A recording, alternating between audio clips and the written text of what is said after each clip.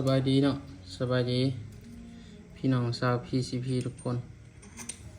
มื่อนี้เราสิมารีวิวตัวนี้จะเป็นห้องเสริมแหลก24แหวนเนาะเราสิมาแนะนำพอคร่าวๆเลยวันหนึ่งเสร็จซื้อไปจะมีอย่างไรแล้วก็ลูกค้าเอาไปนี่สิได้เปลี่ยนไว้เนาะเราสิมาเฮ็ดคลิปเต็มเลยวันนี้เนาะสำหรับ1เซตที่ลูกค้าซื้อไปจะมีแบบนี้เนาะจะมีห้องเสริมแบบนี้ห้องเสริมแบบนี้เนาะแล้วก็มันจะมีแกนว่าวอันนี้อันนึงเนาะแกนว่าวตัวนี้อันนึงแล้วก็เป็นแหวนมูมิอานี่แหวนมูมิอานี่24แหวนเนาะตัวนี้เนาะ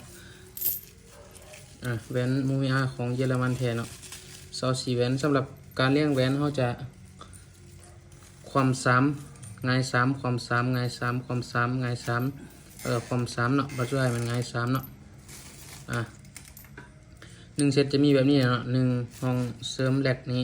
2แล้วก็แกนว่าว3แล้วก็แหวนมูมิอานี้4แล้วโอลิงนี่เขาจะใส่ให้ไปพร้อมเนาะแล้วก็โตเม็ดซูเปอร์ลินนี่ซูเปอร์ลินนี่จะเป็นซูเปอร์ลินของแท้เนาะมันจะแข็งเนาะตัวนี้เนาะแล้วสำหรับลูกค้าผู้ใดที่งบบ่ถึงอยากเปลี่ยนแต่ซูเปอร์ลินเขาก็มีคือกันเนาะนี่ถุงหนึ่ง200เม็ดเนาะเขาขายย่อยเนาะเป็นเม็ดเขาก็ขายกันเนาะแบบนี้เลยเนาะลูกค้าผู้ใดสนใจแม่นครับเบอร์หน้าโปรไฟล์หาเฮาได้เลยเนาะตัวนี้แม่นซูเปอร์ลินที่แข็งที่สุดเนาะทนที่สุดเลยว่าซั่นจ้ะแล้วมื้อนี้เฮาสิมาสาธิตพอคร่าวๆแบบเปลี่ยนแหลก8แหวนเป็น24แหวนเนาะตัวนี้มันของลูกค้าสั่ง MC เนาะจะได้เป็นว่าวZ1000จะเป็นแหลกโต24แหวนตัวนี้เนาะแล้วเฮาสิมาสาธิตวิธีเปลี่ยนเนาะว่าลูกค้าได้ไป1เซตแบบนี้เนาะ1เซตแบบนี้แล้วสิเปลี่ยนแบบใดเนาะเฮาสิมาสาธิตพอคร่าวๆเนาะก่อนอื่นเฮาจะแกะตัวนี้ออกเนาะแกะตัวว่าวออกเนาะแกะว่าวตัวนี้ออกหลังจากนั้นมันจะมีฝาปิดตัวนี้เนาะมันจะมีฝาปิดตัวนี้เอาแกะฝาปิดตัวนี้ออกเนาะแกะออกเอาเล็กหรือว่าเอาอย่างมาหันออกเนาะหันออกแล้วมันจะมีแหวนแบบนี้เนาะแหวนตัวนี้สุกอยู่ในแบบนี้เนาะแล้วตัวแกนว่าวตัวนี้เนาะแกนตัวนี้เนาะมันจะสั่นกว่าปกติเนาะนะเราจะหาน็อตมาหันใส่เนาะหันน็อตใส่แล้วเราก็ดึงออกไว้เนาะดึงแห้งๆเนาะตัวเก่ามันจะมี8แหวนเนาะมี8แหวนแบบนี้เลย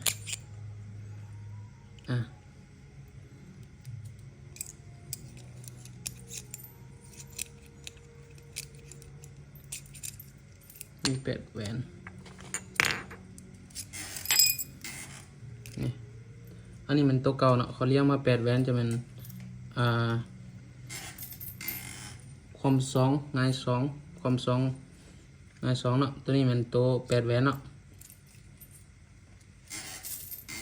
พวกมันเนาะเพื่อเรียกมาจะเป็นง่าย1ความ1เนาะง่าย1ความ1แล้วก็ง่าย2ความ2เนาะแล้วก็ง่าย1ความ1คือเก่าเนาะคือตอนเริ่มหันทบิดเนาะสำหรับเรียง8แหวนเนาะหรือว่าลูกค้าผู้ใดอยากเปลี่ยนแต่แหวนเขาสิมาเทียบให้เบิ่งเนาะว่าแหวนมูมิอากับแหวนเดิมมันจะเป็นยังไงเนาะแหวนมูมิอาของแท้ของเยอรมันมันจะเป็นสีแบบนี้เนาะตัวนี้เป็นแหวนที่มากับโรงงานเนาะมันจะเป็นสีดำเนาะมีสีเทียบให้เบิ่งนี่ตัวนี้เป็นแหวนมูมิอาของแท้เนาะตัวนี้จะเป็นแหวนมาจากโรงงานเนาะมันจะมีสีดำแบบนี้เนาะสังเกตง่ายๆเนาะนี่ต่างกันเนาะตัวนี้จะเป็นแหวนมูมิอาของแท้ตัวนี้จะเป็นแหวนที่มาจากโรงงานเนาะสำหรับลูกค้าผู้ใดที่อยากเปลี่ยนแต่แหวนเฮาก็ขายคือกันเนาะขายย่อยก็ขายเอาตัวนี้ไปเปลี่ยนใส่แหวนตัวเก่านี้เนาะไปเปลี่ยนแหวนตัวเก่านี้เขามาเข้าโต๊ะสิเปลี่ยนต่อเนาะแล้วหลังจากที่เขาแกะแหวนตัวนี้ออกเนาะตัวนี้เขาเอาปะไว้เนาะแล้วก็เอาตัวเป็นเซตที่เขาฝากไว้ให้นี่ตัวเป็นเซตที่เขาฝากไว้นี่เขาสิสุกใส่เลยหรือว่าเขาสิฮอดมาแบบนี้ก็ได้เนาะ พร้อมมาแบบนี้แล้วก็เอาโต๊ะหัวซูเปอร์ลีนนี่ใส่ก่อนเนาะสุกใส่แบบนี้เลยอ่ะมีแต่สุกใส่แบบนี้แล้วก็หันใส่เนาะหันเบื้องนี้ใส่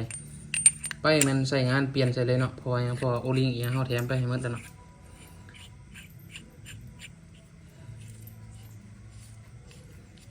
หันใส่แบบนี้เนาะนี่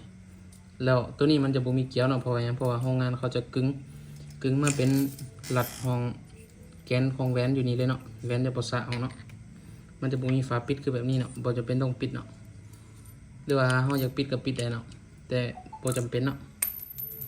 แล้วก็มาต่อใส่แหลกแบบนี้คือเขาเนาะต่อใส่ห้องว่าวแบบนี้เนาะลง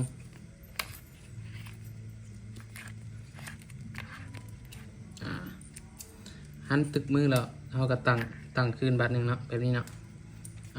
จะเป็นแบบนี้เลยตัวนี้จะยาวขึ้นตัดลมกับเสถียรขึ้นเนาะข้อดีของการเสริมแหลกเสาสีแหวนเนาะ